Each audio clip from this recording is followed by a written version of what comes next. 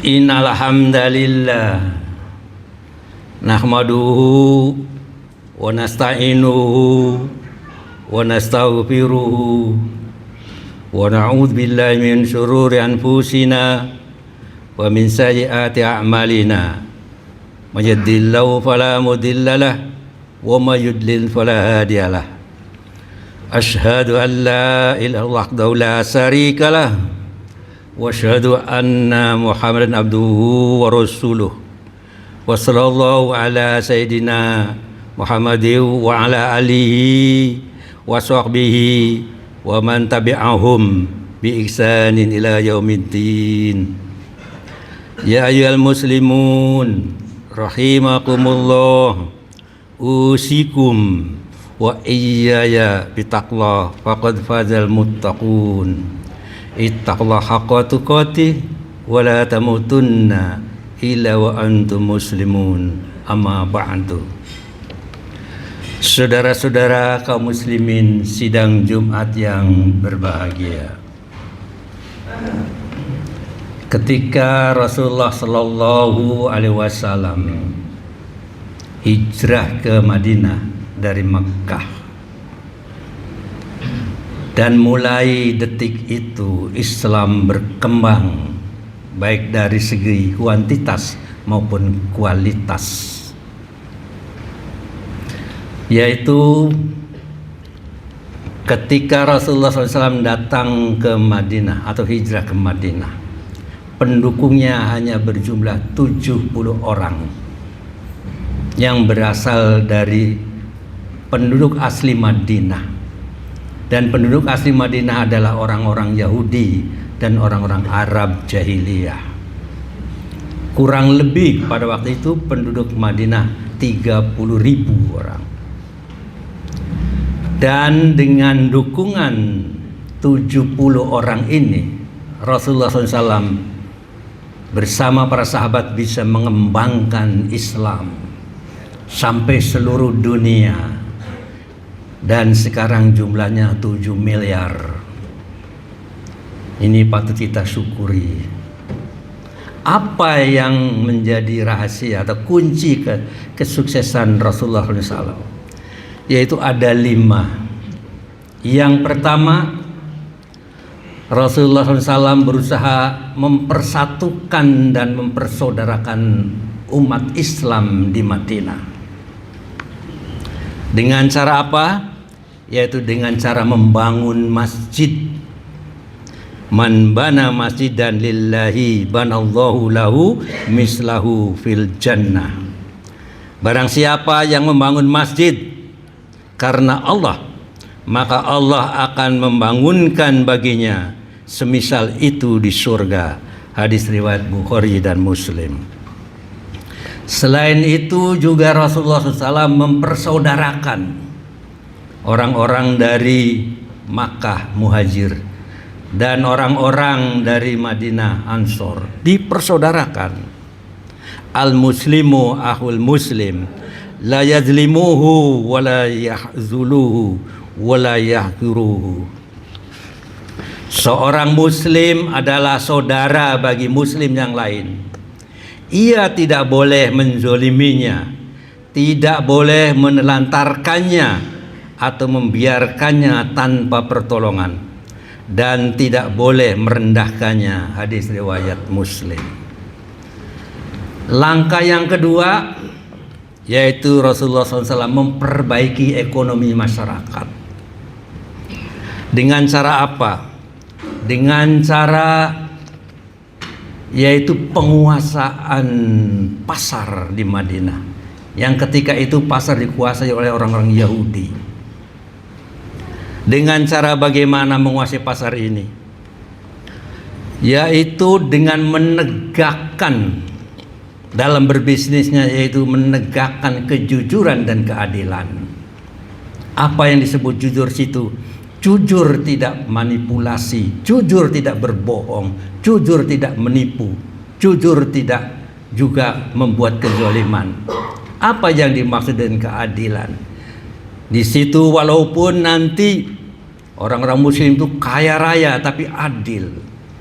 Adil kepada umatnya. Caranya bagaimana?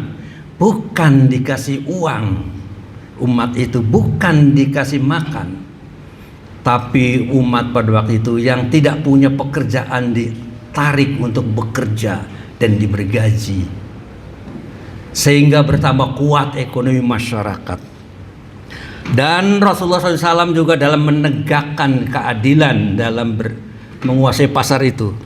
Rasulullah SAW meninjau pasar di Madinah dengan mengatakan kepada orang-orang Yahudi yang pada waktu itu menguasai pasar, haza sukukum falyantakisonna wala yudrobanna alaihi kharaj.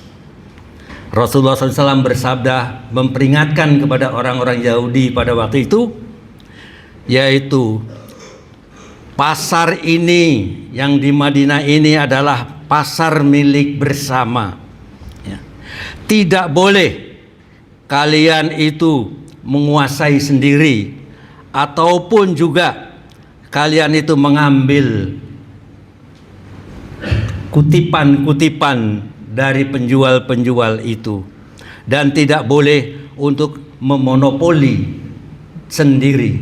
Itulah yang disampaikan Rasulullah kepada orang-orang Yahudi pada waktu itu. Hadis ini diriwayatkan oleh Atha bin Yasar. Sehingga dalam waktu singkat, karena kaum muslimin memegang peran dalam bisnis pada waktu itu dengan adil dan dengan jujur tadi, dalam waktu singkat selama 8 tahun pasar itu dikuasai oleh kaum muslimin. Dan di antaranya yang menjadi orang-orang kaya pada waktu itu adalah Utsman bin Affan, kemudian Abdurrahman bin Auf dan lain-lain, itu menguasai pasar. Dan sampai-sampai ketika ada peperangan yang disebut perang Tabuk, orang-orang kaya ini menginfakkan hartanya untuk kepentingan peperangan itu, seperti Utsman bin Affan, yaitu menginfakkan sebesar 1000 dinar. 1 dinar itu kurang lebih hampir 5 gram emas. Kalau dikurskan dengan rupiah sekarang, yaitu sekitar 11 miliar lebih, itu sekali infak. Begitulah orang-orang kaya pada waktu itu. Sampai-sampai Rasulullah mendoakan Utsman ini, Allahumma ati Utsman, Allahumma fa'al bi Utsman. Ya Allah, berkahilah Utsman, ya Allah berilah kebaikan kepada Utsman. Hadis riwayat At-Tabrani. Yang ketiga yang dilakukan oleh Rasulullah SAW adalah meningkatkan pendidikan masyarakat. Rasulullah SAW memberikan kesempatan kepada pemuda-pemuda, kepada kaum muslimin untuk belajar. Dan Rasulullah menyediakan waktu setiap hari untuk memberikan penjelasan-penjelasan, memberikan motivasi untuk belajar, dan mengundang guru dari orang-orang Yahudi yang memang tahu bahasa. Sampai-sampai terjadi Zaid bisa pandai berbahasa Yahudi atau bahasa Hebron, yaitu dengan waktu hanya 2 minggu. Sehingga diceritakan dalam hadis ini, apabila Rasulullah SAW ingin menulis surat, maka Zaid inilah yang menulis surat. Dan apabila orang Yahudi menulis surat kepada Rasulullah, Zaid inilah yang membacanya. Kemudian yang keempat yang dilakukan oleh Rasulullah SAW, yaitu memperkuat ketahanan nasional. Kaum muda dan masyarakat semuanya diajari dengan kekuatan fisik dan kekuatan mental. Alimu auladakumus sibaha waramya warukubal khayla. Rasulullah SAW bersabda, ajarkanlah anak-anak kalian berenang, memanah, dan menunggang kuda. Diriwayatkan oleh Imam Al-Baihaqi. Artinya di sini, Kekuatan suatu negara, kekuatan suatu bangsa itu terletak daripada kekuatan bangsanya itu sendiri. Kalau bangsa itu secara fisik kuat, secara ilmu kuat, dan secara persenjataan kuat, pasti bangsa itu akan kuat. Tetapi kalau bangsa itu fisiknya kurang kuat, mentalnya kurang kuat, ekonominya kurang kuat, bahkan kesejahteraannya susah, maka tidak bakalan bangsa itu akan kuat. Inilah yang diajarkan oleh Rasulullah SAW. Sehingga dalam waktu singkat banyak sekali peperangan-peperangan yang dimenangkan oleh kaum muslimin. Dalam satu sejarah, selama Rasulullah SAW hidup, itu terjadi 75 kali peperangan dan selalu dimenangkan oleh kaum muslimin.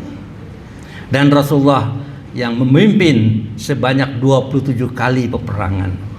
Pantas Islam berkembang dari Madinah ke Syam yang sekarang Syria, Palestina, Yordan, dulu namanya Syam, kemudian berkembang sampai ke Afrika dan lain-lain. Yang terakhir yang dilakukan oleh Rasulullah SAW adalah mengadakan diplomasi, yaitu mengadakan perdamaian dengan orang Yahudi pada waktu itu. Itulah yang dikenal dengan Piagam Madinah. Di antaranya 2 pasal yang terkenal, yaitu pertama, sama-sama menjaga keamanan Madinah. Baik orang Islam maupun orang Yahudi bekerja sama untuk menjaga keamanan Madinah dari serangan-serangan musuh. Yang kedua, yaitu tidak boleh saling menzolimi. Orang Yahudi tidak boleh menzolimi orang Islam. Orang Islam tidak boleh menzolimi orang Yahudi. Tetapi disitulah kesempatan yang baik untuk Rasulullah. Karena orang Yahudi ini selalu berbuat zolim. Maka begitu orang Yahudi berbuat zolim, langsung ditangkap dan ditanyakan. Ada 4 hal. Yang pertama, apabila dia berbuat zolim kepada kaum muslimin, kemudian bertobat dan masuk Islam, maka menjadi saudara.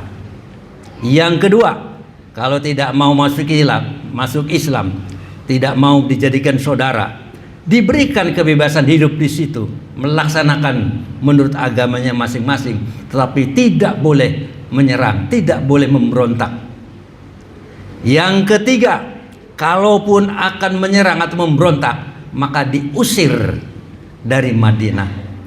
Dan ternyata banyak orang-orang Yahudi pada waktu itu yang diusir dan lari ke Eropa. Dan belakangan ini orang-orang Yahudi karena dibantai oleh Hitler kembali ke Palestina dengan bonceng kepada Inggris sampai sekarang. Kemudian apabila tidak mau diusir dan menyerang, maka baru diperangi.